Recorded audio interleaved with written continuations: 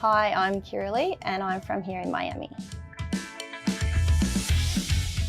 I'm doing the Certificate 4 and I'm hoping to be finished in a couple of months. I'm feeling very nervous, but I am very excited. I think this is when everything's going to come together, all the theory I've done. Feeling a bit alone at home and now in a classroom with classmates will help make me feel a lot better. Looking forward to just understanding it all and probably the administering drugs, putting that into practical. I wanted to get into healthcare. I want to help people, and I was looking at aged care facilities and just decided that the excitement out on the road, the challenges sounded a bit more suitable to me.